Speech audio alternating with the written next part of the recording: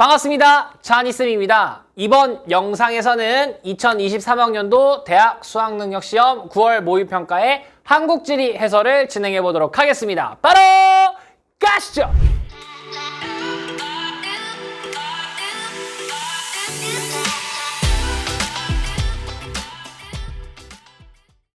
자, 이번 9월 모의평가 일단 총평을 좀 하고 진행을 해보도록 하겠습니다. 세계지리와 마찬가지로 한국지리도 6월보다 굉장히 어렵게 출제됐습니다.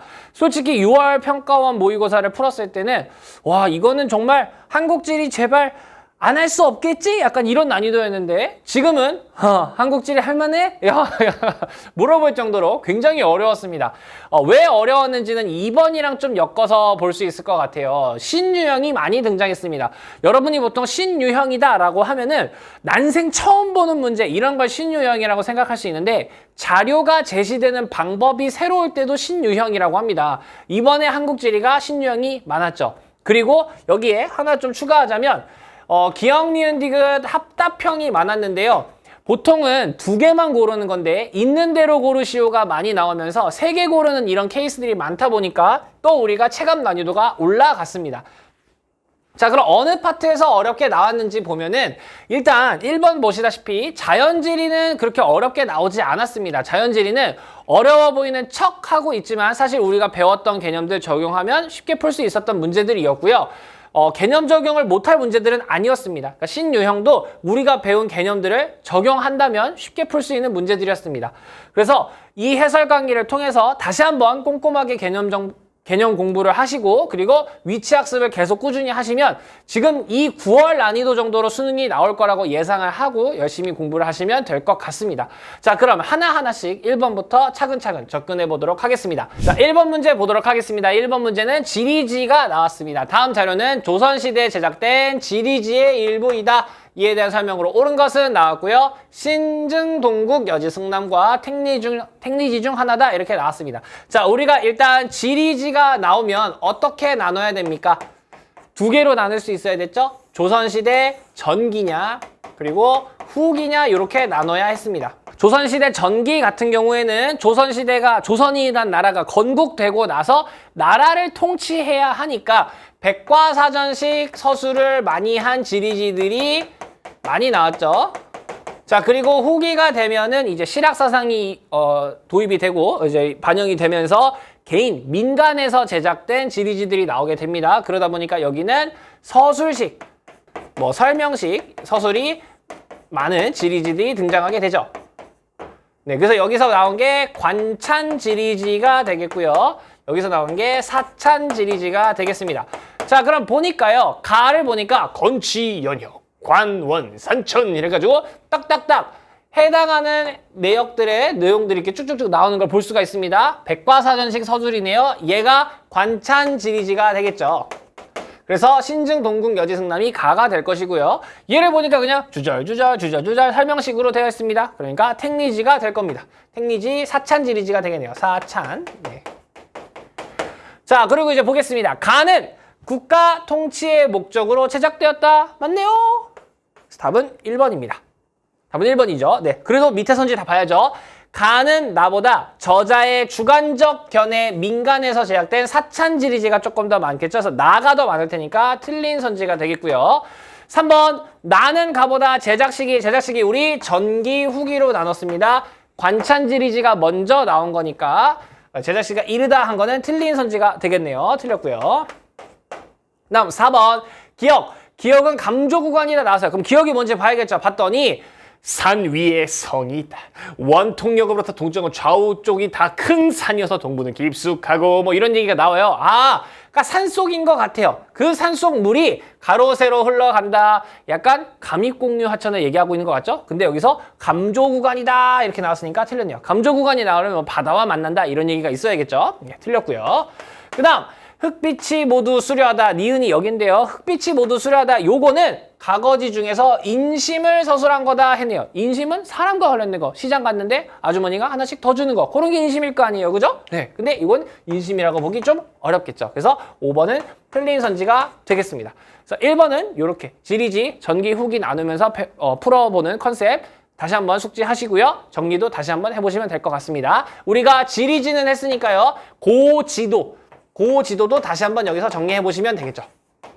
네, 좋습니다. 2번으로 넘어가 볼게요. 2번 문제입니다. 2번 문제는 자연재해 문제가 나왔습니다. 네, 그 자연재해가 아마 문제가 출제될 당시에는 여러분 이번 여름 겪으셨죠? 엄청난 수도권과 이 중부 지역에 물난리가 있었습니다. 그죠? 물난리가 있었기 때문에 솔직히 선생님은 자연재해 문제가 9월에 나왔고 그래서 수능에도 이 폭우와 연관된 게 또 나올 수 있지 않을까 생각을 하고 있습니다. 그래서 우리가 여기엔 폭우가 없지만 폭우 내용도 다시 한번 정리해 보시기 바랍니다. 어쨌든 A씨는 태풍, 폭염, 황사 중 하나라고 합니다. 자, 봤더니 A라는 친구는요. 봄철 3, 4, 5월에도 있고요. 그리고 1년 내내 좀 이렇게 주로 겨울에서 봄철에 일어나고 있네요. A가 뭐겠습니까? A가 황사가 되겠네요. 요거는 괜찮아요. 그죠? B씨도 사실 쉽습니다. 우리가 조금 더 늦여름에 발생하는 게 태풍이고 폭염은 한여름에 발생한다. 우리가 이미 배운 건데요. 그게 또 헷갈릴 수도 있잖아요. 헷갈릴 수도 있으니까 뭘 보면 됩니까? 여기 밑에 힌트가 나와 있죠. 주석이 괜히 달리는 게 아니죠. 태풍의 발생 빈도는 우리나라에 영향을 준 태풍의 개수래요. 우리나라에 영향을 주는 태풍의 개수고요. 폭염과 황사는 평균 발생 일수라고 합니다. 평균 발생 일수. 자, 그러고 봤더니요. B라는 친구가 주로 5, 6, 7, 8월 그러니까 한여름이죠. 6, 7, 8월에 집중돼 있으니까 B가 폭염인 건 알 수 있습니다.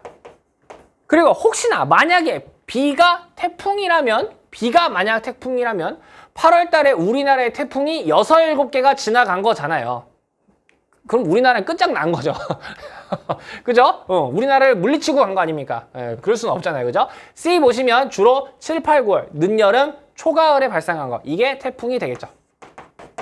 자, 그래서 A, B, C가 뭔지 찾았습니다. 보겠습니다. A, 황사는 주로 북태평양 기단의 영향에 의해 발생한다. 북태평양 기단이 뭡니까? 우리나라 남쪽에 있는 따뜻한 바다에 있는 거잖아요. 얘는 폭염에 영향을 줬을 것입니다. 그죠? 틀렸고요. B는 저위도 해상에서 발생하는 열대저기압이다. 요거 뭐에 대한 설명입니까? 태풍에 대한 설명이네요. 네, 틀렸고요. A, 황사가 태풍보다는 호흡기 안과 질환을 유발한다. 네, 충분히 그럴 수 있죠. 맞는 설명이고요. 그다음 B는 폭염, C는 태풍이다. 맞네요. 그래서 5번 골라주면 될 것 같습니다. 네, 자연재해 문제 이번에 너무나 확실한 물난리가 있었잖아요. 그죠? 그리고 또 쌤이 지금 촬영하는 시점에서 흰남노 태풍까지 있었기 때문에 자연재해 문제가 또 나올 수 있을 거라는 거 네, 생각해 보시고 정리도 한번 해보시기 바랍니다. 3번으로 넘어가 볼게요. 자, 3번 문제는 우리나라의 지체구조 암석에 대해서 나온 문제입니다. 자, A, B, C가 일단 먼저 한번 체크해 볼까요? 북한산입니다. 북한산 기반암, 북한산에 있는 이 노출되어 있는 거 돌산이죠? 돌산의 요 기반암, 돌산의 이 기반암, 화강암이 되겠죠? 자, 그리고 지리산 국립공원 대표적인 토산입니다. 토산, 변성암이죠. B는 변성암이 되겠고요. 자, 그리고 C는 여기 경상도 지역이 중생대 때 호수였었다. 그래서 중생대 퇴적암이 되겠죠. 여기 퇴적암이라고 나왔으니까 퇴적암 이렇게 하면 될 것 같습니다. 자, 그리고 우리나라의 지질 계통과 지각 변동이 나와 있습니다. 자, 요거 우리 스토리로 기억하면 되죠. 한반도의 기본 세팅 변성암. 한반도는 기본적으로 다 변성암이었다. 이렇게 세팅 해놓고 자, 우리나라 그릴까요? 좀 잠깐 그리겠습니다. 잘 못 그리지만. 자, 우리나라 이렇게 있으면 우리나라 기본 세팅 변성암 해놓고 우리나라의 일부 지역이 바다이거나 호수였었다. 그 바다이거나 호수인 데가 어디였습니까? 토끼 목 조르는 곳 여기하고 그리고 토끼가 뭐합니까? 했었죠. 네, 여기 왁 이렇게 했었잖아요. 네, 여기가 뭐였습니까? 과거의 바다였던 곳 그게 가죠. 조선 노춘군이 되겠죠.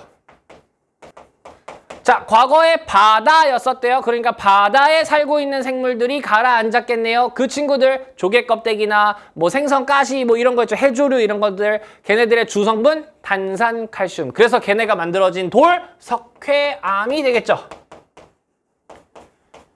네, 그래서 이 석회암이 풍화되고 뭐 이래서 만들어진 지형 카르스트 지형 이렇게 좀 유추할 수 있겠죠.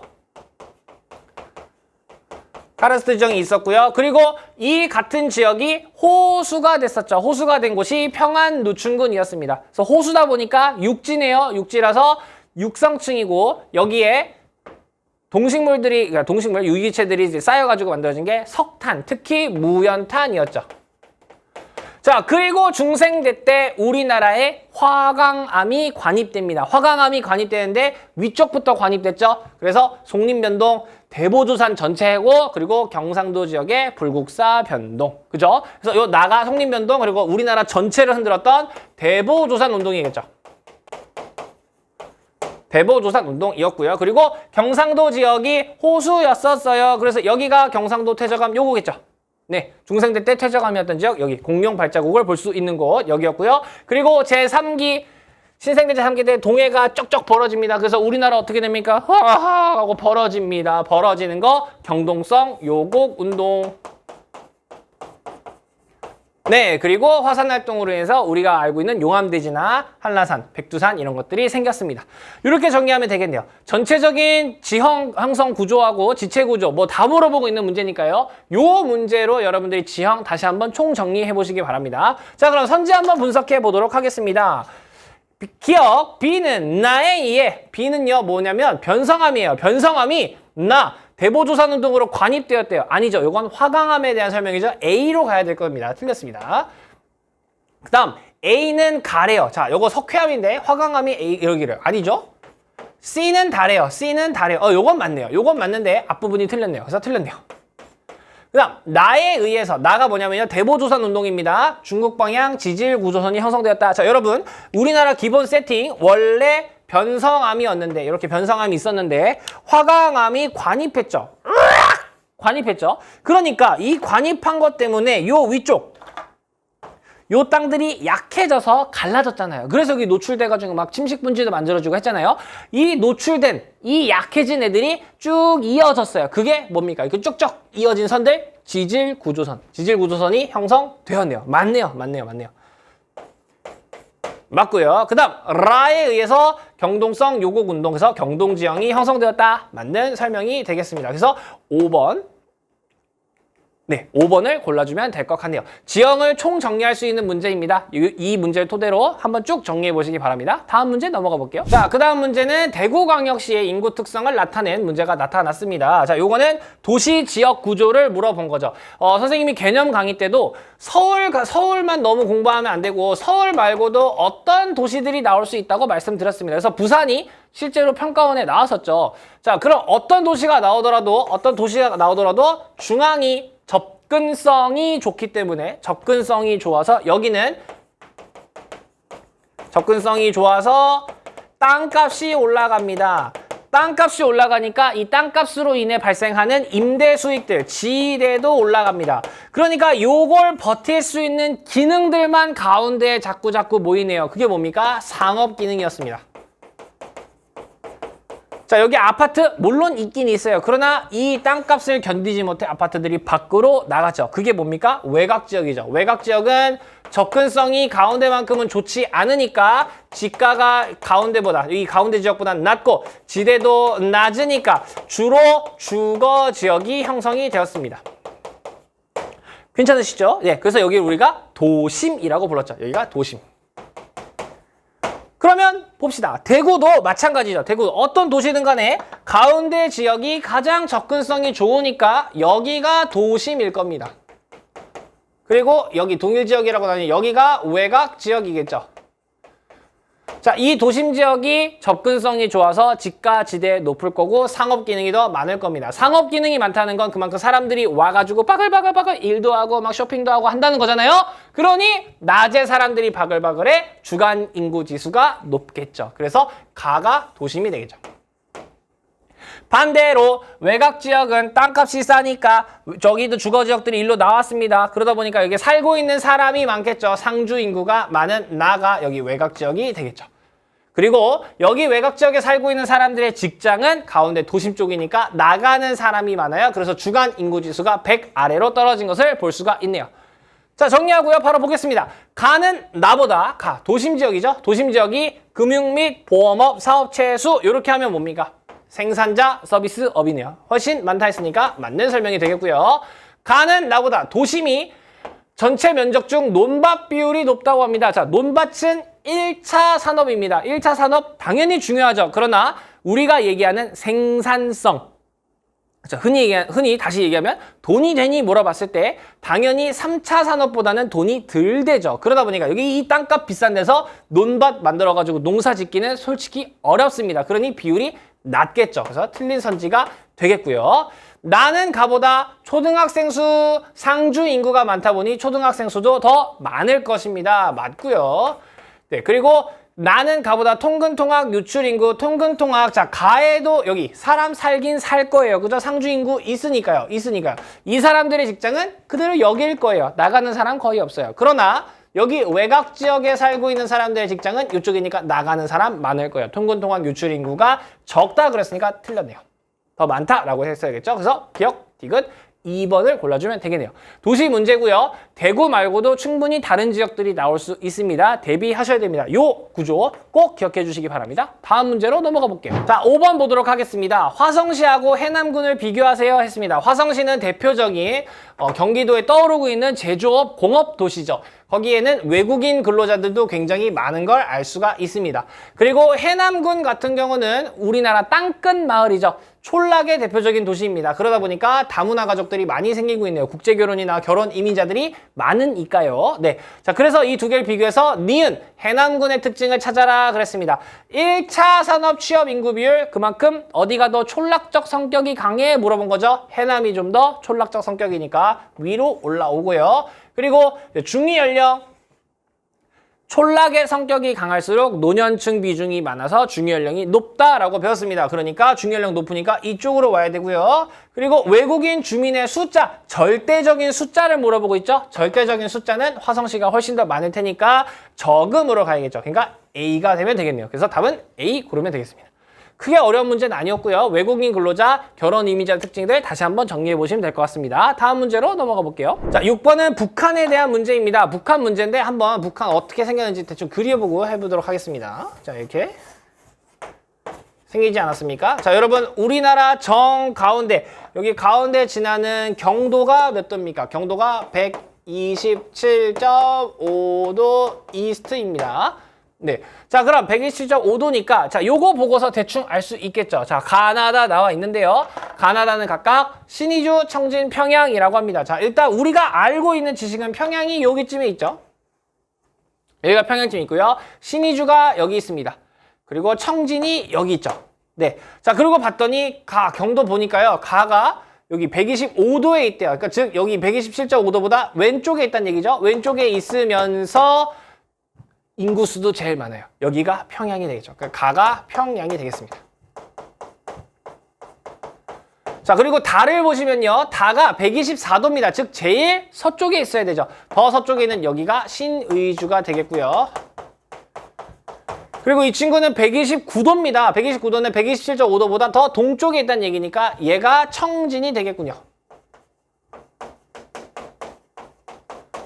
자, 그리고 보겠습니다. 기억. 가는 중국과 접경지대에 있다. 평양인데요. 중국과 접해 있대요. 아니죠? 틀렸습니다. 나는요. 북한 정치, 경제, 사회 최대 중심지 수도겠죠. 수도. 평양이죠. 평양. 그래서 인구수도 제일 많은 겁니다. 근데 나가 많다고 했으니까 틀렸네요. 다는 청진은 관서지방. 여러분 관서지방. 천령관을 기준으로 동쪽에 있다 관동지방. 그래서 우리나라 강원도가 관동지방. 그리고 서쪽에 있다 관서지방. 북쪽에 있다 관북지방. 이렇게 불렀습니다. 그래서 관북지방에 있는 거 맞네요. 맞으니까 오.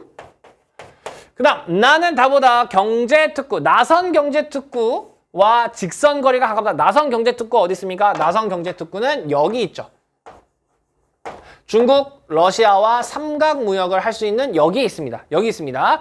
나가 더 가깝다 그랬죠. 직선거리가. 나가 바로 여기 있으니까요. 훨씬 더 가깝다. 맞네요. 맞네요. 그래서 디귿 real 5번을 골라주면 되겠습니다. 북한 지역은 실제로 수능에서 내기 굉장히 민감한 주제지 않습니까? 그래서 평가원에서 계속 언급이 되고 있는데 그래도 모릅니다. 혹시나 북한이 또 나올 수 있으니까 북한 내용들 다시 한번 정리해 보시기 바랍니다. 다음 문제로 넘어가 볼게요. 7번 문제입니다. 이 문제가 우리 학교 학생들은 굉장히 어려웠다라고 하더라고요. 7번 문제는 사실 우리가 배운 개념들만 봤으면 그렇게 어렵지 않았는데 괜히 문제 제시 형태가 새롭다 보니까 그래서 더 헷갈렸을 수도 있습니다. 자, 보도록 하겠습니다.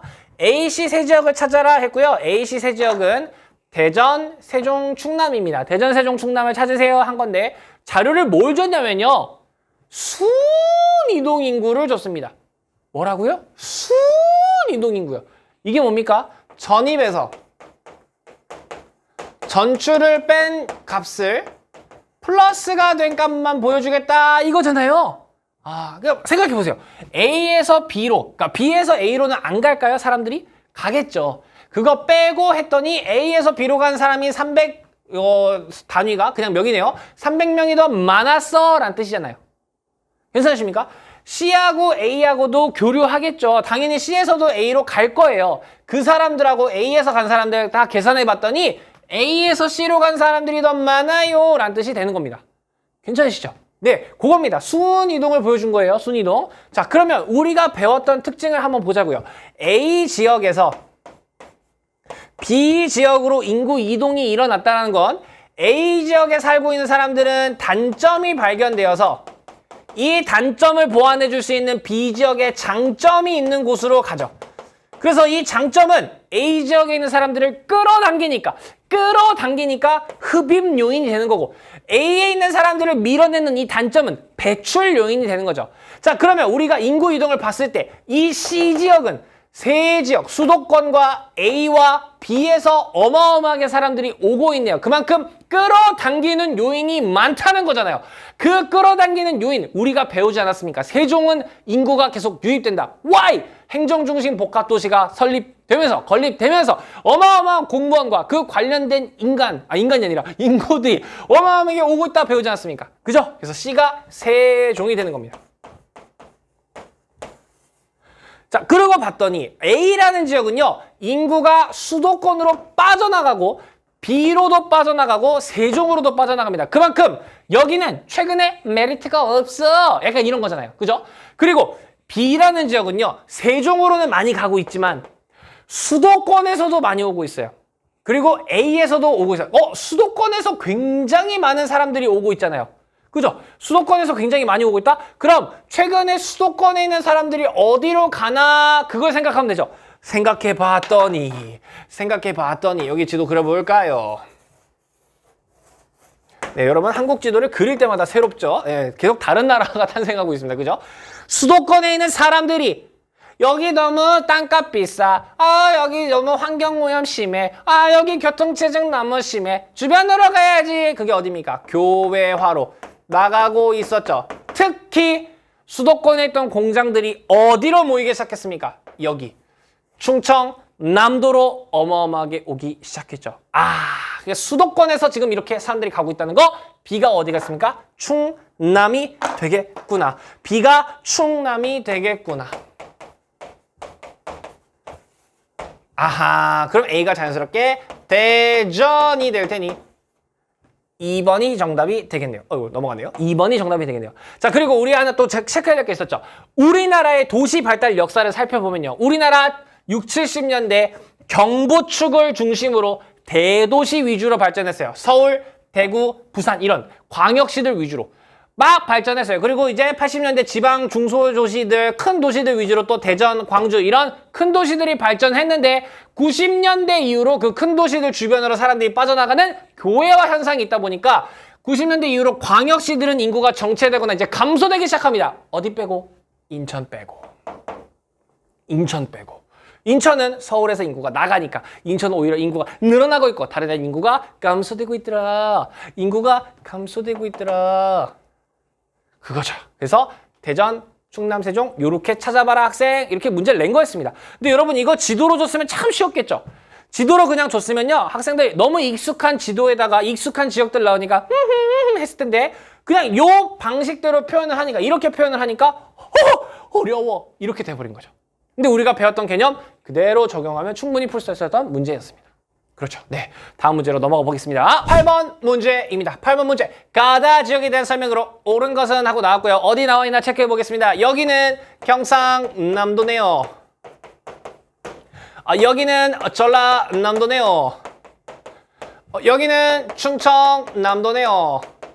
그리고 나서 뭘 줬나 봤더니 인구 규모에 따른 시군 지역의 인구 비율을 주셨네요. 봤더니요. 어머! 이 카라는 도시만요. 100만 명 이상인 시가 있어요. 어머! 100만 명 이상인 시, 광역시거나 아니면 이번에 새롭게 지정된 특례시죠. 특례시 어디 있습니까? 네 군데 있습니다. 중요합니다. 고양시, 용인시, 수원시, 그리고 경상남도의 마창진 통합의 창원시입니다. 창원시가 100만이 넘죠. 그러니까 아하!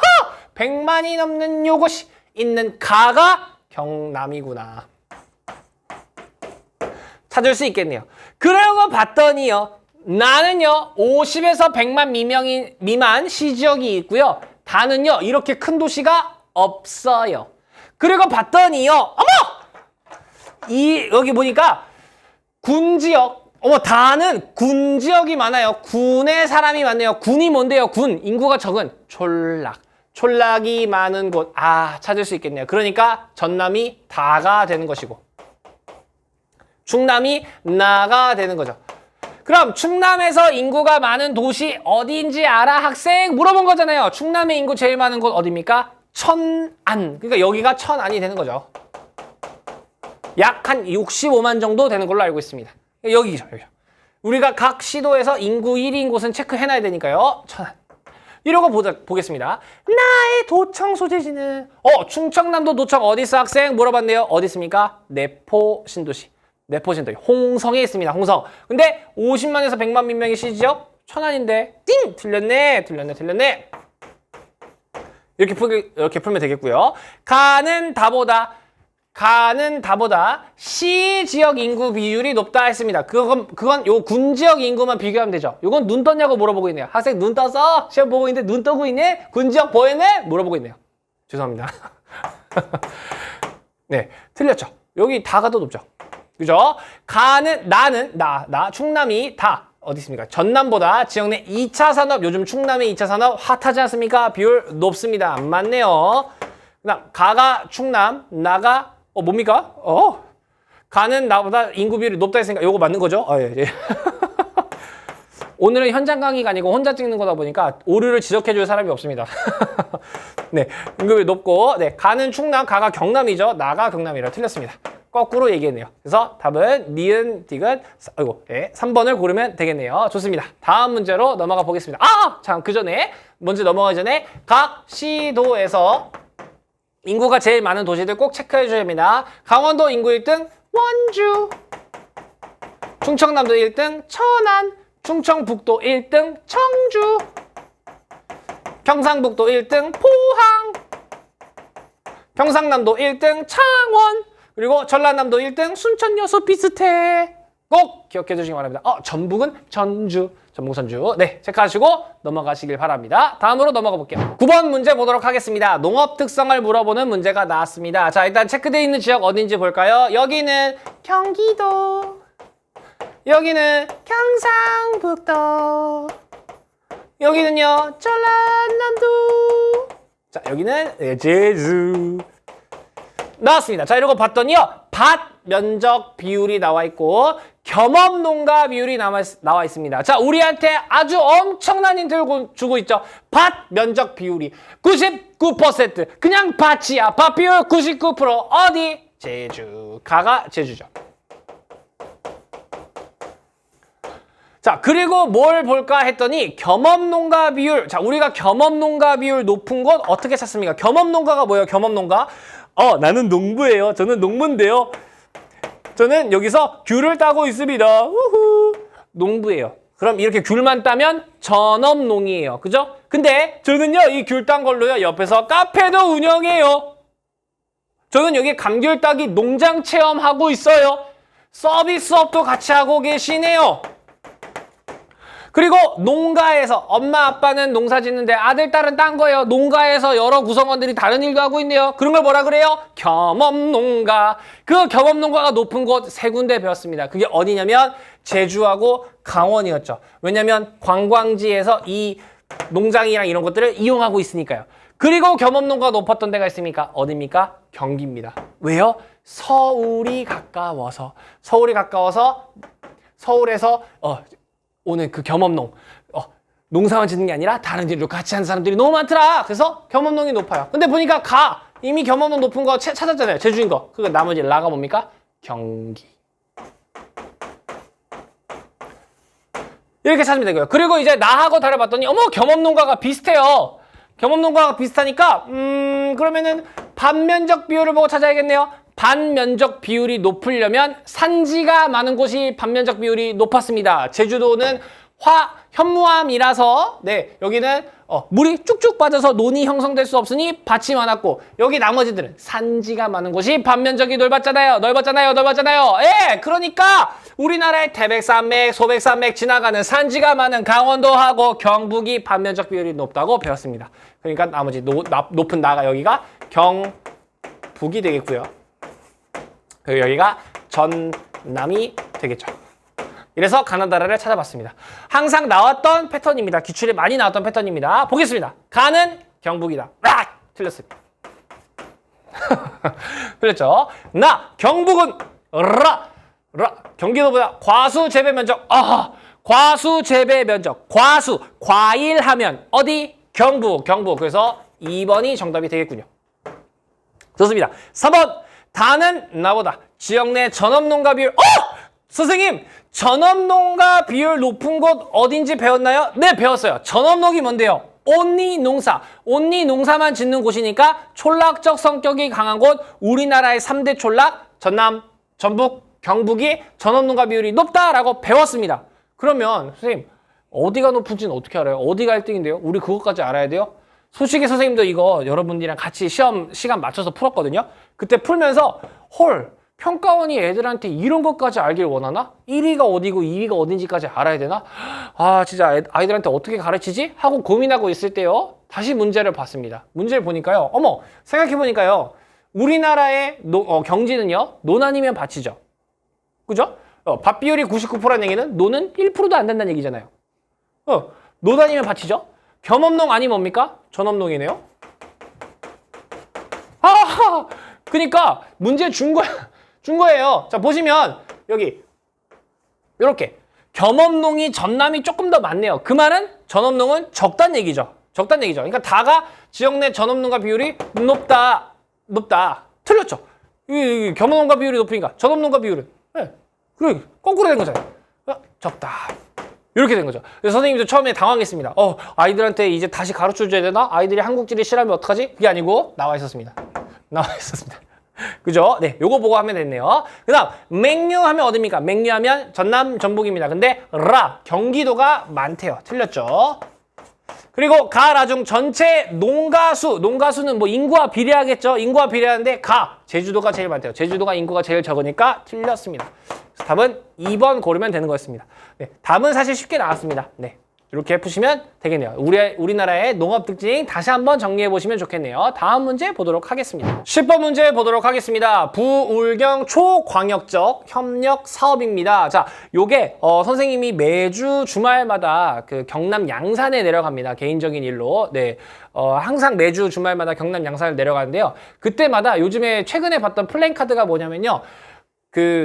메가시티, 부울경 메가시티의 청사는 양산에 이런 플랜카드가 붙어 있어요. 그게 뭐냐면 여러분 부산, 울산, 경남이 이렇게 연달아 있지 않습니까? 이 세 군데가 하나의 연합한 메가시티를 만들려고 해요. 그럼 통합청사가 필요하겠죠? 그 통합청사를 어디다 만들 거냐? 그러니까 이제 경남의 양산이 딱 자기들이 가운데 있으니까 우리한테 만들자 막 이렇게 하고 있더라고요. 쌤이 최근에 왔다 갔다 하면서 많이 본 주제라서 되게 익숙해가지고 반가웠습니다. 네. 아무래도 평가원에 이쪽 지역 선생님이 들어가셔서 출제를 한 게 아닐까 하는 의심을 해봅니다. 네. 아무튼 2022년 땡땡땡일 부산, 울산, 경남 특별연합의 협약식이 개최되었다고 합니다. 이 연합은 시도 경계를 넘어 교통망을 구축하고요. 실제로 여러분 이제 부산, 울산, 경남이 그 일부 버스들은 서로 이제 환승도 됩니다. 우리나라 수도권처럼 이렇게 하고 있고요. 산업 거점 간 연계를 강화하는 협력 사업 계획을 발표했답니다. 이 계획이 예상대로 진행되면 수도권에 대응하는 단일 생활 경제권이 조성되어 지역 주도 균형 발전에도 기여할 것이라고 기대된다고 합니다. 네, 그러나 지역 간 이해 차이 등으로 원활한 협력 가능성에 대한 회의적인 시각도 존재한다. 네, 막 이렇게 어디에 청사를 할 거냐 뭐 이런 거 싸우기도 한다 뭐 이런 거겠죠. 자, 보시면 기억 부산, 울산, 경남 인구 합한 게 서울보다 많니? 그러니까 학생 우리나라의 대충 지자체들 인구는 알아? 물어본 거잖아요. 자, 우리가 정확히 몰라도 서울 almost 1000만인 건 알고 계시잖아요. 그죠? 약 950만입니다. 약 950만. almost 1000만이에요. almost 1000만. 그럼 이것보다 많냐? 세개 합한 게 이것보다 많냐? 물어본 거잖아요. 부산 약 300만. 경남 약 300만, 울산 약 100만, 합해봐야 700만 조금 넘어요. 그죠? 330만, 울산이 한 120만? 아마 그럴 겁니다. 네. 해봐야 700만입니다. 서울이 훨씬 인구가 많습니다. 그래서 틀렸네요. 그러니까 여러분 서울이 엄청나게 사람이 많이 살고 있는 걸 보여주는 겁니다. 사람 진짜 많죠. 네. 그 다음 기억은요. 기억 중 1인당 지역 내 총생산 GDP죠. GDP 1인당 GDP 짱 어디야? 울산이 많다. 맞죠? 세 지역 중뿐만 아니라 우리나라 전체로 해도 울산이 1등이죠. 울산이 1등입니다. 디귿은 지역 균형 발전이네요. 이거는요. 1차 국토종합개발의 핵심 목표였다. 1차 국토종합개발 때 뭐 했어요? 경부축을 중심으로 남동임의 공업적 이런 데 발달시켰잖아요. 그죠? 틀렸습니다. 이때는 성장 거점 계획이었죠. 그 다음 기억 부울경은 니은 수도권보다 정보통신 사업체 수가 적다 그랬습니다. 정보통신업이 뭔데요? IT네요. IT 이런 서비스업들 다 어디 있습니까? 수도권에 있지 않습니까? 그래서 적다 했으니까 맞네요. 그래서 니은 리을 4번을 고르면 되겠습니다. 자, 여기서 지금 지역 균형 발전, 그러니까 우리나라의 그 경제개발 계획 그것도 나와 있고요. 네, 그리고 서울의 그 지역들의 인구도 좀 많이 물어봤고요. 그리고 GDP도 많이 종합적으로 물어본 문제입니다. 나왔던 주제들 다시 한 번씩 정리해 보시기 바랍니다. 다음 문제로 넘어가 볼게요. 자, 그 다음 문제는 한국지리 온라인 수업의 한 장면이라고 합니다. 교사의 질문에 옳게 답한 학생을 골라라 했고요. 보니까요, 지역 문제네요. 지역 문제를 봤더니 오름 나와 있습니다. 오름 어디입니까? 제주네요. 제주도. 자, 그리고 여기 보니까 단양이라고 나와 있습니다. 단양 하니까 딱 떠오르셔야죠. 석회암, 카르스트 지형 물어보는 거죠. 자, 그럼 ABC가 뭔지 한번 보겠습니다. A는 만장굴, 동굴이에요, 동굴. 제주도에 있는 동굴, A는 뭡니까? 용암 동굴이 되겠죠. B는요, B는 제주도의 기반함을 좀 체크한 것 같아요. 제주도의 기반함, 현무암이죠. 그 다음 C 어디 있죠? C는요, 여기 오름의 분화구 정도를 좀 체크한 것 같습니다. C는 오름의 분화구. D는요, D는 여기 움푹 파인 땅, 여러분 이렇게 등고선이 이렇게 돼 있는 거 움푹 파인 땅이었죠? 카르스트 지형에서 움푹 파인 땅 돌리네가 되겠죠. D는 돌리네고요. 그리고 E는요, 고수동굴입니다. 카르스트 지형에 있는 동굴 석회동굴이죠. 보겠습니다. 교사가 A에 대해서 설명해 볼까요? 했습니다. 갑이 얘기합니다. A와 E는요. A와 E 동굴들은요. 기반함이 용식바다 형성됐어요. 용식바다 형성된 건 E만이죠. A는 용암이 그냥 호락 해서 그 위쪽은 빨리 냉각돼가지고 굳어버리고 용암이 호락 흘러가서 거기가 동굴이 된 거잖아요. 그죠? 형성된 요인이 다릅니다. 그래서 A와 E가 모두 그랬으니까 틀렸네요. 갑은 틀렸습니다. B와 D는요. 현무암과 이 돌리네 지역은요. 주로 밭으로 이용됩니다. 맞네요. 현무암은 구멍이 그러다 보니까 물이 쭉쭉 배수가 양호해서 밭이고요. 돌리네 역시 물이 쭉쭉 빠지죠. 네. 밭으로 이용돼요. 맞네요. 을 맞았고요. C와 D는요. C 분화구하고 뭐 이제 D 돌리네는요. 풍화침식으로 형성된 분지예요. 분지 전혀 다르죠. 그냥 C와 D는 분지 자체가 아니죠. 그죠? 네. 다른 설명을 하고 있습니다. 그래서 얘가 뭡니까? 병이네요. 병. 농담입니다. 네. 틀렸고요. D의 기반함, 돌리네 기반함 뭡니까? 석회암이죠. 석회암. 석회암은요. 현무암보다 먼저 형성되었어요. 자, 석회암은 조선 누춘군 고생대 때 만들어졌고요. 현무암은 신생대 3, 4기 때 만들어졌죠. 네, 그러니까 먼저 형성된 거 맞네요. 그래서 을정 4번을 고르면 되겠습니다. 지역 문제도 또 다시 한번 정리하실 필요가 있겠네요. 좋습니다. 다음 문제로 넘어가 볼게요. 자, 12번 보겠습니다. 가다 지역에 표시된 설명들, 이렇게 가다 지역에 대한 설명을 옳은 것은 이렇게 나와 있습니다. 자, 어딘지 한번 체크해 보도록 하겠습니다. 일단 이 지역은요, 바로 찾으실 수 있을 겁니다. 전라도, 그러니까 호남권 지역의 유일한 광역시죠. 광주광역시입니다. 자, 그리고 여기 우리 반도가 2개 나옵니다. 2개 나왔을 때 오른쪽이 여수, 왼쪽이 고흥. 여기가 여수. 여수 밤바다입니다. 네. 그 다음 요 세 군데 전국에 있는 한국지리 선생님들이 아마 다 이렇게 가르치실 겁니다. 여기가 앞글자 따면 무진장, 무주 진한 장수입니다. 무진장. 아유, 너네 무진장 떠든다 할 때 무진장. 네, 됐습니다.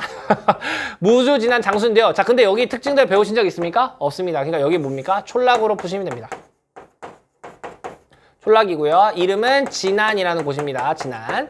좋습니다. 그리고 뭐가 나와 있냐면 연령층별 인구 비율하고 아파트 비율이 나와 있습니다. 봤더니 가라는 곳은요. 세상에 65세 이상 비율이 굉장히 높네요. 그만큼 촌락적 성격이 강하다는 거죠. 그러니까 이 가가 어디입니까? 가가 진안이 되겠죠. 가가 진안이 되겠죠. 그 다음 여기 나하고 다를 봤더니요.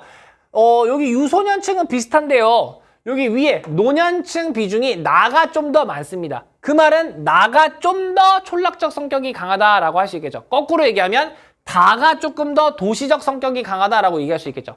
그걸 또 반증해 주는 게 이 동그라미. 아파트 비율입니다. 아파트 비율이 더 많다는 건 좀 더 도시다워요 라고 해석할 수 있겠죠. 그럼 좀 더 도시다운 거 여수하고 광주 중에 좀 더 도시 같은 거 광주겠죠. 그러니까 여기 다가 광주, 나가 여수가 되겠네요. 괜찮으시죠? 네. 보겠습니다. 1번. 가는 전남이래요. 가는 전북에 있네요. 틀렸고요. 가는 다보다, 가가 다보다, 다가 여기죠. 광주광역시보다 인구 밀도가 높대요. 여러분 광주광역시는 100만이 넘습니다. 이 면적에. 100만이 넘는 게, 여기는 면적이 더 넓어 보이네요. 그죠? 네. 인구 밀도는 여기가 더 높을 겁니다. 다가 더 높아야죠. 틀렸고요. 나는 가보다 서울로의 고속버스 운행 횟수가 많다 이랬습니다. 자, 여러분 서울로의 이 고속버스 운행 횟수 요거에 좀 주목해 볼까요? 요걸 좀 바꿔보겠습니다. 요걸 바꿀 수 있어요. 뭘로 바꿀 수 있냐면 이렇게 네 글자로 바꿀 수 있어요. 자, 우리 학교 학생들 해설해주면서 맞춰봐라 했을 때 단 한 명도 못 맞췄습니다. 그래서 한 글자씩 계속 힌트를 줬거든요. 자, 호! 용! 눈치채셨습니까? 눈치채셨나요? 네, 상호작용이죠. 어떤 도시와 도시가 상호작용, 커뮤니케이션을 한다라는 건 그 도시들의 인구 규모에 비례하거나 거리에 또 비례하는 경향이 있습니다. 거리가 가까울수록 상호작용이 많아지고 인구 규모가 클수록 상호작용이 많아지는 걸 배웠습니다. 근데 여기 보니까 나는 여수는요, 전남에서 인구가 많은 도시입니다. 그죠? 여수, 순천이 인구 많은 도시였잖아요. 그러니까 인구 규모가 훨씬 큽니다. 그러니 서울로의 운행 횟수도 여기 촌락보다 많을 것입니다. 그래서 3번이 정답이 되는 겁니다. 괜찮으시죠? 다는 나보다, 다가요, 나보다 노령화 지수가 높대요. 노령화 지수가 높으려면 노년층 비율이 더 높은 데가 높겠죠. 여기 비슷하니까요. 유소년은 비슷하니까요. 그러니까 나가 더 높을 겁니다. 다가 높다고 했으니까 틀렸고요. 총 부양비를 몰아봤네요. 총 부양비는 이거 청장년층분의 유소년 더하기 노년이잖아요. 청장년층 비율이 높으면 높을수록 분모가 커지니까 작아지는 거죠. 그럼 제일 높은 데는 청장년층이 제일 작은 곳 여기죠. 가가 제일 커야죠. 근데 가가 제일 작고 다가 제일 크다고 했으니까 거꾸로 됐습니다. 순서가 거꾸로 되네요. 그래서 3번 답을 골라주면 되겠습니다. 네, 이렇게 접근해서 풀면 충분히 푸실 수 있었던 문제라고 생각이 됩니다. 다음 문제 볼게요. 13번 보겠습니다. 신재생에너지 찾아보세요 학생 했는데요. 수력, 태양광, 풍력 어디서 많이 해? 물어봤습니다. 자, 수력의 특징은 수력 같은 경우는 산지가 일단 있어야겠죠. 산지 비중이 높은 곳이 많다라는 거 배웠고요. 태양광 같은 경우는 태양광은 전남, 전북 압도적. 전남, 전북 압도적이었고요. 풍력 같은 경우는 해안가나 산지 이런 데서 바람이 많이 부는 거, 그래서 산지 비중이 높은 곳 그런 데하고 그리고 제주도가 많다는 거 배웠습니다. 그리고 봤더니요. 수력 산지 비중 높은 거 봤더니 여기는 강원, 충북, 경기, 경북, 경남. 아하, 강원, 충북, 경기, 경북. 수력이죠. 전남, 전북 압도적. 나는 태양광이죠. 네. 그리고 풍력, 제주 있네요.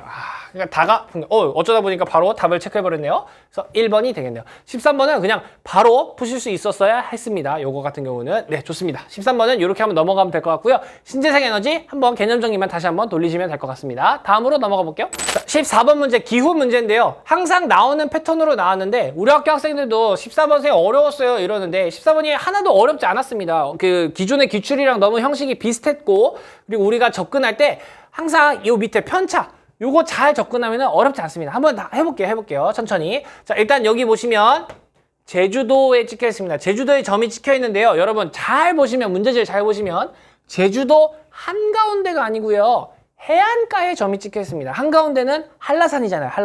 한라산이 아니고 해안가에 점 찍혀 있어요. 그래서 제주 중에서도 여기는 서귀포입니다. 서귀포. 선생님 이거 서귀포인 거 알아야 돼요? 몰라도 돼요. 제주도라고 푸시면 돼요. 근데 요 밑에 해발고도 물어볼 때 우리가 여기 해안가에 찍혔구나. 요것만 캐치하시면 되는 거예요. 네, 그거고요. 여기는 워낙 유명한 데죠. 울릉도입니다. 자, 여기는 어디입니까? 토끼 모가지 으악 들어간대. 원산. 여기 뭡니까? 여기 어디입니까? 쌤도 몰라요. 관북지방이에요. 그냥 관북지방으로 푸시면 됩니다. 자, 이렇게 체크해 놓고요. 봤더니 이 표가 의미하는 바가 뭐냐면 강수량 차이를 나타냈대요. 강수량 차이인데 어떻게 나타냈냐면 해당 지역에서 서울 강수량을 뺐대요. 해당 지역에서 서울 강수량을 뺐대요. 자, 이거에 의미하는 게 뭔지 봅시다. 해당 지역에서 서울 강수량을 빼서 플러스 값이 나왔다는 것. 그 지역이 서울보다 비 더 많이 왔어요 라는 뜻이죠. 이거 이해되십니까? 이 값이 해당 지역 강수량에서 서울 강수량을 뺐다는 건 그 지역이 서울보다 강수량 더 많이 왔어요 물어본 거잖아요. 그죠? 마이너스가 나왔다는 건 그 지역이 서울보다 강수량이 더 적었어요 말하는 거지 않습니까? 그죠? 그리고 봤더니 이거를 시기별로 강수량을 나눠놨네요. 그게 여름, 겨울이래요. 여름, 겨울. 그러면 우리가 서울의 강수 특징을 알아야죠. 서울의 강수 특징. 이번에 여러분들 뉴스 엄청 보셔서 아시지 않습니까? 여기 서울, 경기 이번에 뭐 났습니까? 어마어마한 물난리 났습니다. Why? 비가 많이 왔으니까. 같은 말이죠. 그러니까 여기 특징은 여름에 미친 듯이 강수가 집중됩니다. 그거잖아요. 그죠? 여름에 엄청나게 비가 많이 와요. 겨울에는 안 와요. 건조해요. 여름에 강수 집중률이 높아요. 그러니까 서울에는 여름 강수 집중률이 높아요.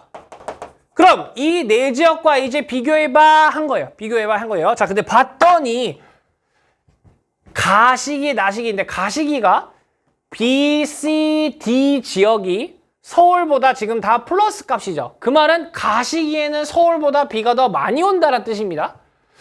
아니 가시기가 서울에 비가 많이 온다? 가가 만약에 여름이라면 여름에 서울에 비가 엄청 많이 오는데 그것보다 세 군데 비가 더 온다? 봤더니 그럼 그럴 만한 곳이 있습니까? 여름에 서울보다 비가 더 많이 온다? 서귀포. 그래요. 그럴 수 있죠. 그럴 수 있다 쳐. 이따 쳐. 여름에 많이 올 수 있나? 여기는 얘네는 확실히 여름에 비 많이 안 오는 데거든요. 그래봐야 서울보다 안 올 거거든요. 그러니까 가가 여름이 아니고 겨울이구나가 나오는 겁니다. 그럼 나가 여름이 되는 거죠.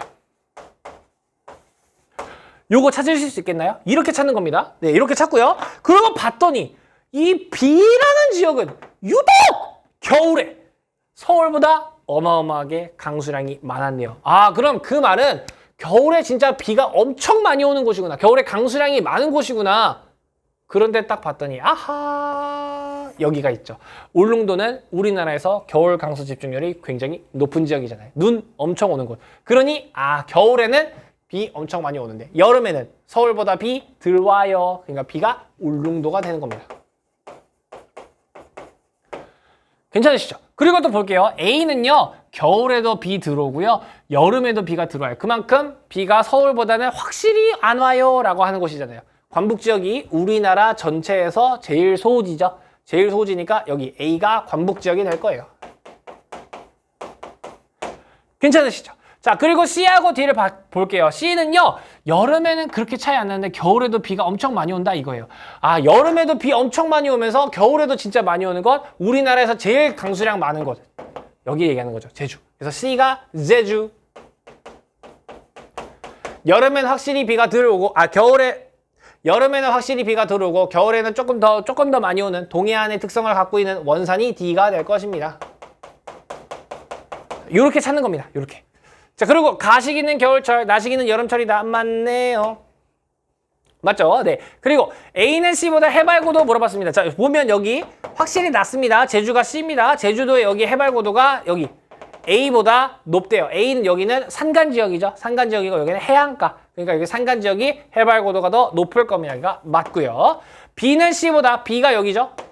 B가 여기고요. C가 여기 헷갈리니까 쓰고 갈게요. D 여기가 A입니다.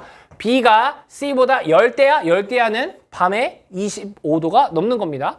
훨씬 그러니까 덥다라는 거죠. 더 덥니? 물어본 거잖아요. 더우려면 더 저위도에는 여기가 더 더울 겁니다. 그러니까 디귿은 틀렸고요.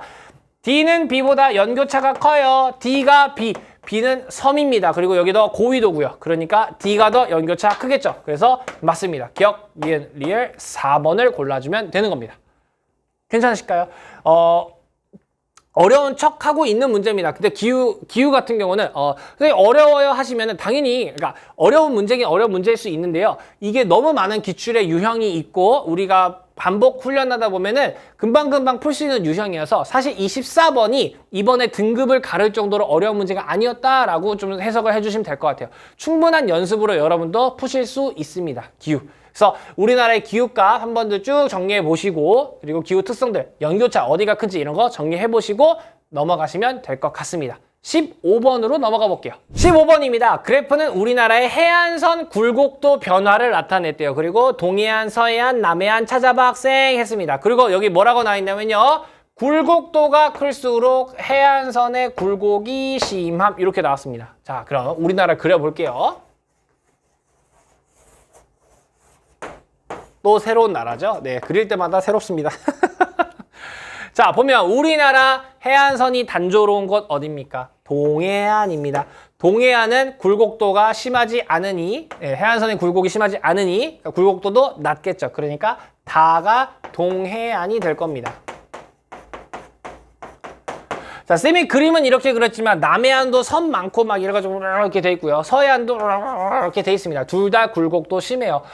가하고 나중에 어떤 게 굴곡도가 심한 거니까 남해안, 서해안이지 찾아야 되는데 나를 봤더니 굴곡도가 줄었어요.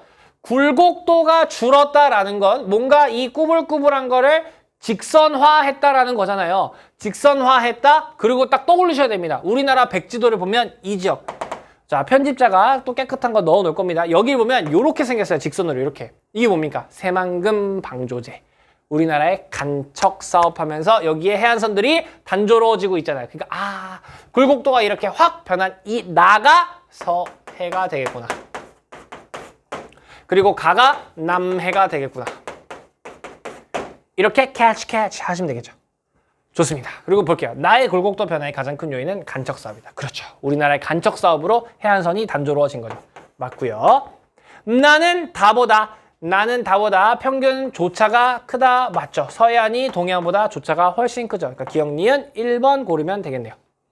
네, 볼게요. 또 가가 남해안. 맞아. 다는 서해안이래요. 아니죠. 굴곡도 변화가 가장 큰 해안은 동해안이래요. 네. 더 이상 할 말이 없네요. 15번 이렇게 넘어가면 될 것 같습니다. 16번으로 넘어가 보도록 할게요. 16번 문제 보겠습니다. 16번 문제는 우리나라의 제조업 출하액을 영역으로 묶어서 냈습니다. 영역별로 어떻게 되는지 한번 찾아봐 학생 이렇게 한 건데요. 자, 자동차 및 트레일러가 발달한 곳 어딥니까? 자, 일단 우리가 알고 있는 대표적인 도시들 울산 엄청나게 발달돼 있죠. 엄청나게 발달돼 있고요. 그 다음에 경기에 또 많고요. 충남에도 많습니다. 충남의 아산이라든지 경기에 뭐 화성, 평택 이런 데도 있고 울산에 이제 자동차 이렇게 있고요. 다음 1차 금속 제철입니다. 제철하면 포항제철, 경북. 포항제철 제2제철소가 있는 광양, 거기가 전남이죠. 그리고 또 유명한 데가 충남의 당진이죠. 그리고 섬유하면 일단 1등은 서울, 그리고 대구, 경북입니다. 괜찮으시죠? 네. 자, 이렇게 보니까 대구, 경북 이렇게 나와 있으니까 자, 요런 데가 속해 있는 영역거리 어디야? 물어본 거예요. 수도권은 서울, 경기, 인천. 영남권은요. 경북, 경남, 대구, 울산, 부산 5군데나 있죠. 그리고 호남은 전남, 전북, 광주, 광역시 이렇게 있습니다. 자, 그러고 봤더니 섬유가 압도적인데 대구, 경북도 있고요. 자동차도 쩔고 제철소 포항제철이 있는 경북도 있는 여기가 가가 영남권이 되겠죠. 압도적인 영남권. 그리고 나를 봤더니요. 그 다음으로 섬유가 압도적인 곳 서울 하면 되겠죠. 서울 있는 수도권 그리고 나머지 호남권 이렇게 하면 되겠죠. 그래서 3번이 답이 되겠습니다. 그래서 여러분들 각각 지역들이 어디 있는지 다시 한번 정리해 보시면 될 것 같고요. 여기서 우리가 또 하나 빠지면 안 되는 게 여기 IT가 빠졌죠. 컴퓨터, 전자제품 이런 반도체 이런 거 그게 들어가는 순간 수도권이 이렇게 압도적이 되겠죠. 수도권이 압도적이 될 겁니다. 그죠? 네. 그것만 좀 체크해 주시면 될 것 같습니다. 그렇게 어렵지 않은 문제였고요. 16번도 넘어가 보도록 하겠습니다. 17번 문제입니다. 17번 문제는 박수를 한번 치도록 할게요. 저는 진짜 이런 문제를 이렇게 만드실 줄이야. 너무 멋진 문제예요, 이거 진짜. 저는 항상 내신에서도 이런 문제를 내고 싶었거든요. 정말. 쌤이 추가한 게 뭐냐면요. 지금까지의 지리 문제들은 항상 통계 아니면 지도였어요. 그죠? 지도랑 통계. 엄청나게 막 그런 것만 나오니까 막 꽉꽉 막 지도도 막 이렇게 꽉 차 있고 문제지 이렇게 있고 글이 없단 말이에요. 글이. 항상 글을 내고 싶은데 글로 이 지도를 글로 표현하는 게 너무 어려웠어요, 선생님은. 근데 역시 평가원은 여러 명의 이제 우수한 출제위원분들이 붙으니까 가능한 거죠. 근데 학생들은 이제 이게 이렇게 나오니까 겁나 어려운 거예요. 여러분 이게 만약에 그냥 지도로 출제돼서 기억, 니은, 디귿, 리을 이렇게 해가지고 했으면요. 이거 1번이에요, 1번. 17번이 아니고 1번이었을 거예요. 그리고 정답률도 엄청 높았을 거예요. 그죠? 근데 이거를 줄글로 내니까 야 진짜 어렵더라. 진짜 어렵더라. 선생님도 줄글이니까 풀 때 너무 어려웠어요. 그래서 생각한 거, 여러분 우리가 이런 줄글을 딱 들었을 때 머릿속에 지도가 떠올라야 되잖아요. 그래서 우린 이걸 꼭 이런 막 혹시나 이제 수능 때도 줄글이 나올 수 있으니까 줄글이 나오면 시각화하자. 꼭 시각화해서 문제를 풀자. 네, 시각화하자. 그러니까 여러분 지도 그려라 이 말입니다. 지도 그리세요 이런 뜻이에요. 네, 그러면 선생님 저 지도 못 그려요. 나만 지도 어떻게 그려요? 선생님처럼 잘 못 그린단 말이에요. 선생님처럼 막 이렇게 그리란 뜻 아니에요. 나만 지도 어떻게 그리면 돼요? 이렇게 그리면 되잖아요. 이게 나만이잖아요. 제주도, 울릉도, 독도 끝. 그죠? 이렇게만 그려도 우리나라잖아요. 선생님 이렇게 하고 풀어볼게요. 자, 한번 보겠습니다. 자, 일단 위의 지문은 사실 이렇게 비주얼라이징에 크게 필요하진 않지만 한번 보겠습니다. 전남고흥군 나로우주센터 누리호. 자, 이번에 누리호 성공했잖아요. 나올 것 같았는데 지문으로 나왔어요. 아이 반가워. 이거 어디입니까? 고흥이에요. 고흥 위치 체크해 두세요. 나중에 꼭. 아무튼 누리호 발사 과정에서 생길 수 있는 안전 문제를 차단하기 한다. 그래서 통제 내용은 해당 내수가 뭡니까? 내수가 뭡니까? 우리나라는 해안선이 너무 들쑥날쑥해서 그리고 섬도 많고 해서 최외곽에 있는 섬들을 연결하여 직선 기선을 적용하고 있습니다. 어디에? 서해와 남해와 동해안 일부 지역에서. 그죠? 그래서 우리나라의 영해는 기선으로부터 12해리죠. 그러니까 요 안쪽 바다. 색깔을 좀 달리할게요. 뒤에 것도 풀어야 되니까. 파란색 요 바다. 요 바다는 뭡니까? 영해예요, 우리나라 영해? 영해 아니에요. 영해는 여기예요. 그럼 이런 바다 뭐라고 불러야 돼요? 그럼 우리나라 땅 아니야? 우리나라 땅이야. 이거 뭔데 이거? 요거를 내수라고 부른 거죠. 그죠? 자, 그럼 내수에서 간척 사업이 이루어졌대요. 우리 아까 한 것처럼 여기 막 새만금 간척 사업 이런 거 한 거잖아요. 여기 간척 사업 했대요. 여기 우리나라의 새로운 영토가 됐네, 영토. 그럼 우리나라의 영해는 확대됐나요? 영해는 기선으로부터 12해리. 기선을 제압해. 기선으로부터 12해리잖아요. 그죠? 그죠? 그러니까 여기 영해 확대와는 전혀 관련이 없습니다. 틀린 선지고요. 그 다음 우리나라 내수화 해가지고 영해 수직상공. 우리나라 기선으로부터 12해리. 요 위에 하늘이죠. 위에 하늘에서 중국의 군용기가 따자하오 이러고 온대. 허가해 줄 거예요? 허가가 없었는데 지나가게 해줄 거야? 안 되지. 군용기가 허가되면 어떡해. 그죠? 틀렸어. 하지만 민간 항공기는 가능합니다. 중국에서 미국 가는 비행기가 있으면 그냥 윙 지나갈 수 있잖아요. 그거는 그냥 허가해준다 이거예요. 근데 군용기잖아요. 따자하오 너희들의 폭탄을 떨어뜨리러 왔다 해. 이러면 해주면 돼? 안 되죠. 틀렸습니다. 자, 이제 읽어볼게요. 이 밑에가 핵심이었습니다. 이 밑에를 시각화할 수 있어야 됐습니다. 충남 태안군 서경렬비도. 네, 선생님 양심적으로 처음 들어봅니다. 서경렬비도. 진짜 처음 들어봤습니다. 그래서 이거 뭐야 이거. 한지 망했나? 이 생각이 들 때 문제에 답이 있죠. 서경비도에 뭐가 있대요? 태극기가 새겨진 첨성대 조형물에 영해기점이 표시되어 있대요. 무슨 뜻이야? 그러니까 이 많은 수많은 섬들 중에 영해 기점, 기선이든 이 많은 섬들 중에 하나구나. 그거죠. 그거구나. 그걸 물어본 거잖아요. 디귿. 디귿이 여기 있는 섬 중에 하나인가 봐. 이 기선에 있는. 그래서 디귿과 가장 가까운 육지? 디귿과 가장 가까운 육지는 우리나라인데? 이거 우리나라 한반도인데? 이거와 사이의 바다는 기억, 내수래요. 맞네요. 그래서 3번이 답입니다. 3번이 답입니다. 오호. 답은 나왔어요. 그럼 볼게요. 이제 쭉. 쭉 가다 보니까 이 기점, 여기서 서쪽으로 약 90km를 가면 한중 잠정 조치 수역이 있대요. 한중 잠정 조치 수역이 뭡니까? 자, 우리나라 12해리 하고, 12해리 이렇게 하고요. 12해리라고 할게요, 여기가. 그리고 이 12해리에서 얼만큼? 188해리만큼 뭡니까? EEZ, 배타적 경제 수역입니다. 근데 우리 옆에 누가 있어요? 중국이 있네. 중국도 자기네 영해하고 했더니 우리나라랑 EEZ가 겹치죠. 그래서 그 EEZ 겹치는 곳을 뭘로 했습니까? 한중 잠정 조치 수역이라고 한 거죠. 이게 리을이에요, 리을. 그죠? 자, 이 한중 잠정 조치 수역에서 일본 어선이 스미마생 이러고 원대요. 그리고 조업을 한대요. 우리나라랑 중국 둘 다한테 뚜까 맞겠죠. 그죠? 불가능하죠. 안 되죠. 땡, 틀렸다. 자, 5번입니다. 그래서 서경렬 비도를 지나는 직선 기선과 요거 얘기하죠. 요거 얘기한 거죠. 요거와 한중 잠정 조치 수역 사이의 해역. 그게 뭔데요? 요거네요. 이번에는 무슨 색깔? 보라 색깔로. 여기죠? 요거 말하는 거잖아요. 요거. 여기는 모두 우리나라의 배타적 경제 수역이다. 그래서 우리 학교 학생들이 다 5번을 찍고 온 거예요. 세상에. 지금 여기에 뭐가 있습니까? 이 빨간색 보이시나요? 이 빨간색 보이시면 뭐 있습니까? 여기. 이거 우리나라 뭔데요? 영해. 선생님, 그러니까 영해로부터 200캐리 맞잖아요. 200캐리. 그래요. 여기 깃선으로부터 200캐리 하는데 EEZ의 개념 보면 영해를 제외한. 그러니까 여기는 영해와 EEZ인 거죠. 근데 모두 EEZ래요. 배타적 경제수역. 그래서 틀린 겁니다.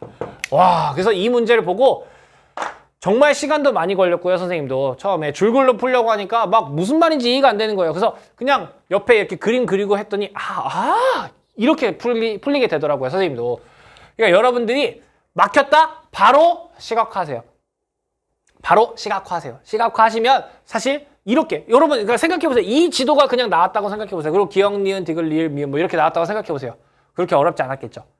1번이었어요. 1번. 그럼 문제 1번이었을 거예요. 근데 이렇게 나오니까 와 정말 멋진 문제가 되었고, 그리고 우리가 1단원에 배우는 내용이잖아요. 이거 1단원에서 학생 개념 공부 똑바로 했나? 배타적 경제 수역에 영해 안 들어가는 거 기억해? 물어본 건데 허를 찌르셨어요. 진짜 어려운 문제고 선생님 개인적으로는 정말 좋은 문제라고 생각됩니다. 그 지리가 요즘 약간 매너리즘에 빠졌었거든요. 너무 통계, 지도만 나오다가 이렇게 줄글 너무 좋더라고요. 학생들은 또 줄글 싫어하잖아요. 글 읽는 거 싫어하니까. 아무튼 선생님 개인적으로는 굉장히 좋은 문제였다고 생각합니다. 그래서 선생님은 나중에 이 문제처럼 내신 문제를 많이 만들려고 해요. 너무 좋은 문제 같아요. 물론 시험 당일에 푸는 입장에서는 진짜 싫었을 겁니다. 이해합니다. 당연히 선생님도 싫었으니까요. 네. 그렇지만 이런 문제가 한번 성공을 거둔 거잖아요. 이게 쌤이 지금 확인한 결과로는 오답률 탑2더라고요. 그러다 보니까 이 문제 수능에서 그대로 나올 수 있습니다. 영해 한번 건드렸으니까 다른 개념으로 또 건들 수 있어요. 그러니까 우리는 시각화하는 연습을 많이 해야 됩니다. 그만큼 여러분들은 지도가 머릿속에 이미 있어야 된다는 얘기겠죠. 많이 복습해 주시고요. 이 부분 진짜 좋은 문제인 것 같습니다. 많이 살펴봐 주시기 바랍니다. 다음 문제 넘어가 볼게요. 18번 문제입니다. 정말 어려웠습니다. 진짜 어려웠습니다. 와, 이 문제는 정말 어려웠습니다. 이투스, 메가스터디, EBS 가릴 거 없이 오답률 1이고요. 선생님이 생각했을 때 최근 3년간 중에서도 그 작년 수능 청주 나온 문제 그거와 진짜 삐까뜰 정도로 삐까뜬다 이런 말 써도 되나? 아무튼 정말 어려운 문제였습니다. 와, 진짜 어렵더라고요. 그러나 진짜 어려운데 이거를 다시 한번 선생님이 생각을 해보니까요. 우리가 그럼 못 배운 개념이 있었나? 그건 또 아니더라고요. 물론 여기서 선생님 이 C가 이 42%인 거 어떻게 알아요? 했는데 이거를 유추하게끔 선지가 형성이 돼 있었더라고요. 차분히 살펴보니까 어쨌든 시험 당일에 진짜 어려웠을 것이고 맞추는 것도 어려웠을 것입니다. 그러나 우리가 이 문제가 또 나올 수 있다는 가정하에 그럴 땐 어떻게 풀어야 하는지 선생님과 함께 접근을 해보자고요. 자, 일단 보은, 진천, 청주가 나왔습니다. 자, 보은 들어보신 적 있나요? 없죠? 처음 들어보실 겁니다. 뭡니까? 촌락으로 풀면 됩니다. 촌락. 보은은 촌락입니다. 진천, 진천, 진천. 혁신도시. 그죠? 혁신도시. 청주 나왔습니다. 청주는 충청북도에서 인구 1위 도시죠. 약 85만 명이에요. 요거 좀 기억해 주시면 좋을 것 같습니다. 왜냐면 청주는 작년 수능에도 나왔잖아요. 작년 수능의 오답률 1위 문제도 청주였잖아요. 그거 청주. 청주 찾는 거.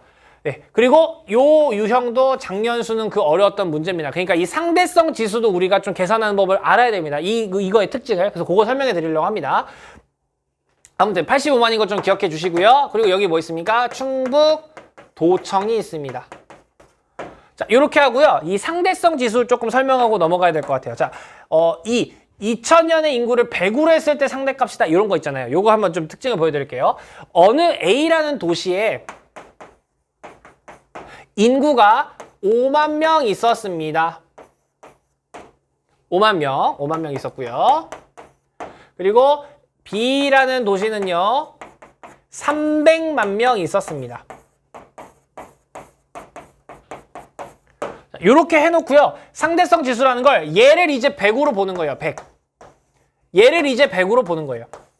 이때를 이 기준을 100으로 보는 겁니다. 자, 그리고 이제 이곳의 인구가요. A라는 도시는요. 10만 명이 되었어요. 자, 여러분 인구 몇만 명 늘은 겁니까 이거? 5만 명 늘어났죠. 5만 명이 플러스 됐죠. 그리고 이거 인구 몇 배 됐습니까? 2배가 됐습니다. 2배가 됐으니까 얘는 몇이 돼야 됩니까? 100이었으니까 얘는 200이 돼야 돼요. 200. 괜찮으신가요? 200이 돼야 됩니다. 자, 이 도시는요.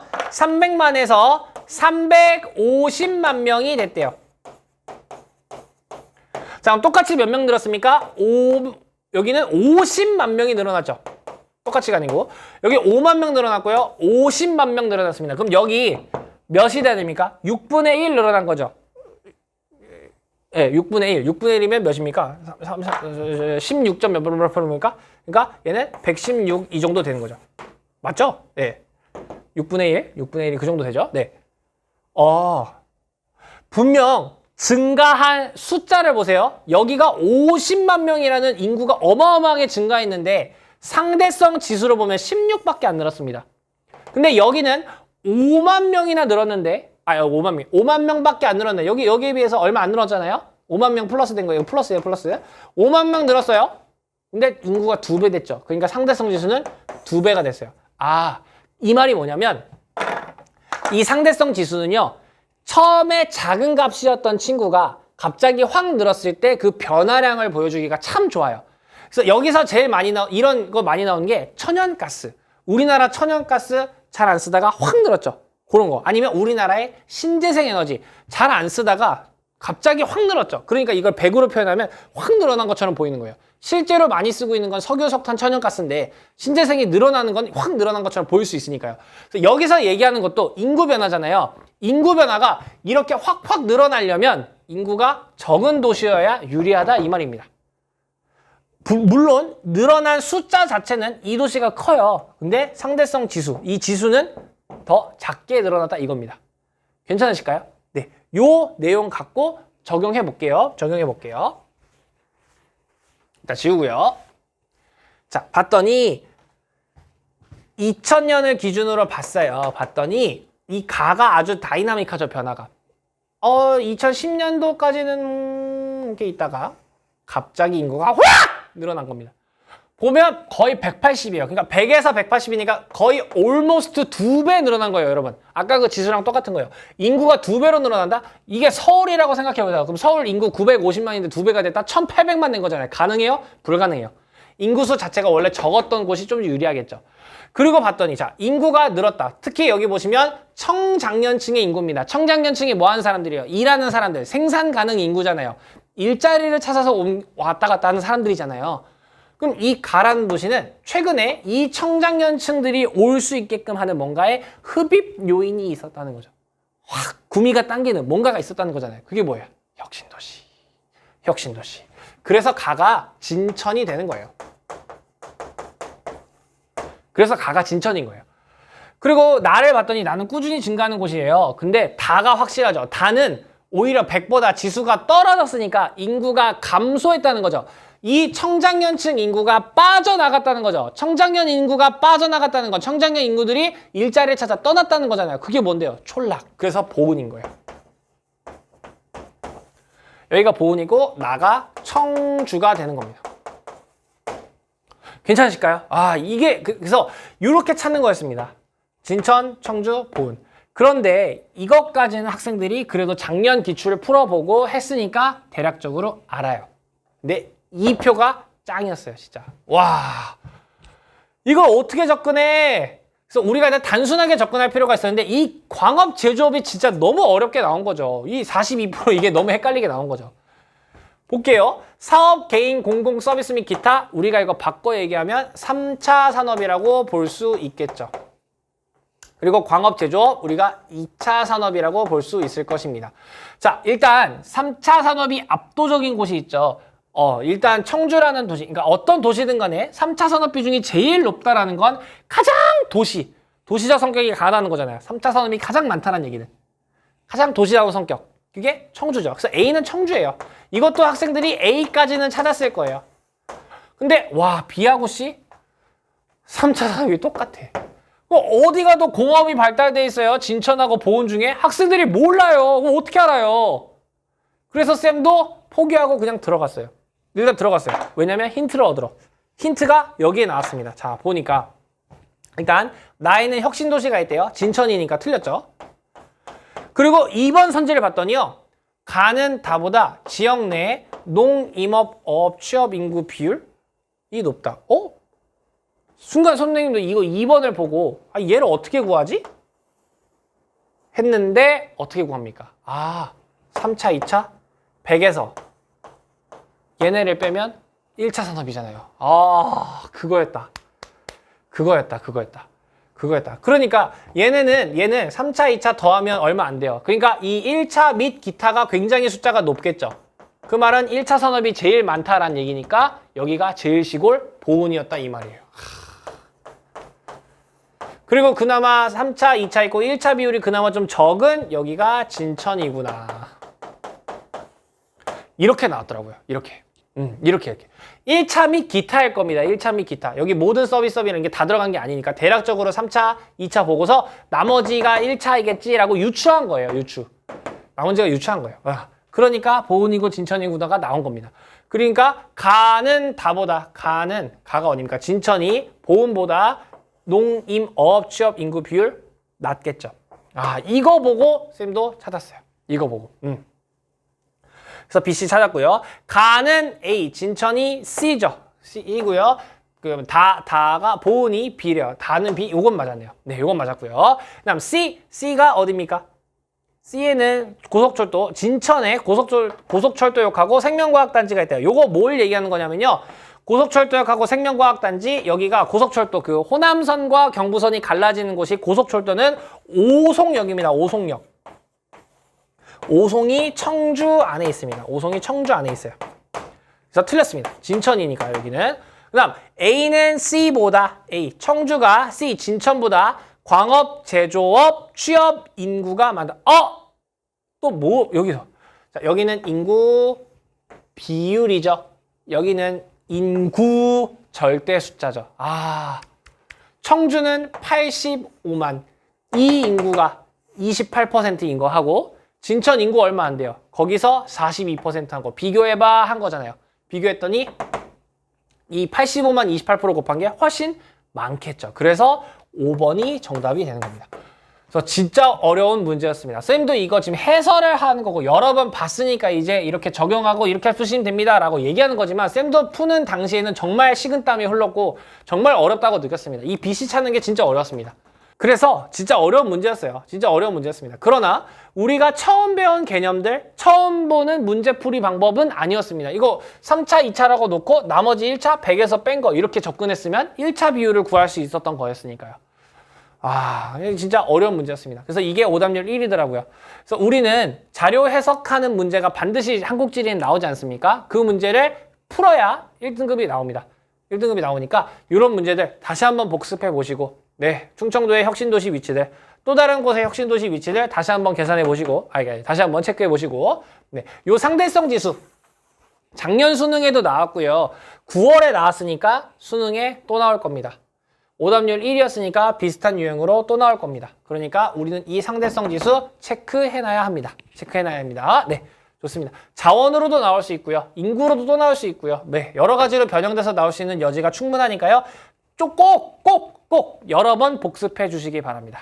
네, 다음 문제로 넘어가 볼게요. 네, 19번 문제입니다. 19번 문제는 지형 문제가 나왔습니다. 지형 문제인데요. 강이 나왔습니다. 강. 자, 가하고 나 이렇게 나와 있는데요. 자, 여러분 문제에는 항상 의미 없이 체크되는 게 없다라는 거 꼭 체크해 주시기 바랍니다.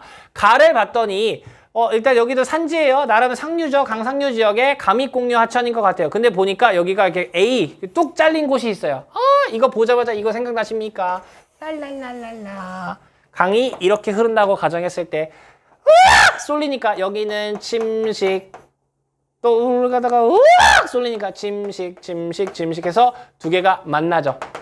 그래서 이쪽 지역은 강물이 이제 더 이상 흐르지 않게 되어서 강물이 흐른 흔적만 남아있네. 이런 걸 뭐라고 부릅니까? 구하도라고 하죠. 구하도. 딱 보니까 그 모양이죠. 강물이 이렇게 가다가 호릭 휘고 갔어야 되는데 그게 탁 잘리면서 이렇게 된 거죠. 네, 구하도를 표현한 것 같습니다. 나는 더 상류 지역에 있는 걸 이렇게 표현했네요. 보겠습니다. 가의 하천은요, 나의 하천보다 하상의 평균 해발 고도가 높니? 물어봤습니다.